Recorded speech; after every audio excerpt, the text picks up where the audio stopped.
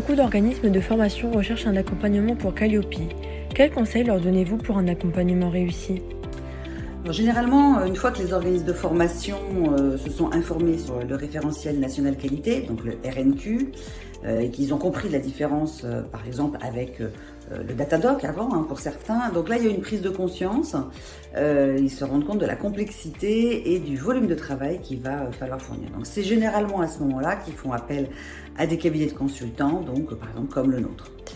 On entend souvent, lors de ces premiers contacts, des personnes qui nous disent « Faites-moi mon Calliope, j'ai pas le temps, moi je suis pas du tout administratif, c'est pas mon cœur de métier, la qualité, etc. » Alors là, je réponds aussi, si vous êtes un organisme de formation, votre cœur de métier, c'est bien aussi la qualité liée à la formation. Donc pour moi, c'est une erreur de considérer que on peut sous-traiter à 100% la mise en œuvre de sa démarche qualité. Et également pour certains, on peut encore la déléguer. C'est-à-dire que c'est vraiment une erreur fondamentale. Pourquoi vous ne pouvez pas remettre votre démarche qualité dans les mains de quelqu'un d'autre ? Parce que vous allez choisir un certificateur et que le jour où le certificateur va vous envoyer un auditeur le jour de l'audit initial, donc je rappelle pour ceux qui ne le savent pas, mais que ça dure au minimum une journée quand même, donc cet audit, et bien l'auditeur il va vous questionner sur comment vous faites, pourquoi vous avez choisi de faire comme ça, avec quels outils vous travaillez, l'évolution, comment c'était avant, etc. Donc vous vous doutez bien que si ce n'est pas vous qui avez fait les documents, si vous n'avez pas été un réel acteur dans la construction de système qualité, vous allez droit dans le mur. C'est-à-dire que l'auditeur, il va tout de suite identifier que votre démarche qualité, elle est hors sol. C'est-à-dire qu'en fait, vous l'avez faite pour obtenir votre examen Calliope, entre guillemets, mais qu'il n'est pas opérationnel. Votre système qualité n'est pas opérationnel dans l'entreprise. Donc ça, c'est vraiment le risque encouru lorsqu'on sous-traite en très grosse partie, voire délègue, et qu'on laisse un cabinet de consultants se substituer dans les prises notamment de décision de vos procédures.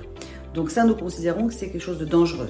Donc pour nous, la condition de la réussite de Calliope, c'est l'implication de l'organisme de formation dans la construction et la co-construction avec un cabinet de consultants. D'accord ? Donc c'est l'implication du référent qualité, puisqu'il doit y avoir un référent qualité, mais également de toute l'équipe. Ça ne peut pas être le référent qualité qui va monter Calliope tout seul ou qui va travailler en collaboration avec le cabinet. Il doit y avoir une équipe derrière. Pourquoi ? Parce que c'est cette équipe qui va utiliser les fameux outils qui sont mis en place.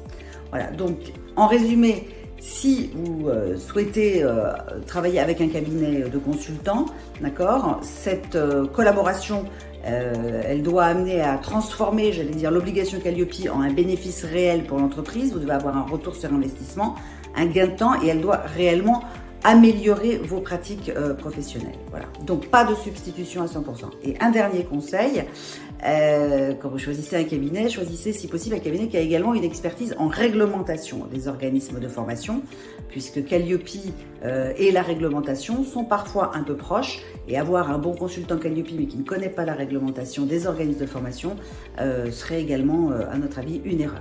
Voilà pour les conseils pour le choix du consultant.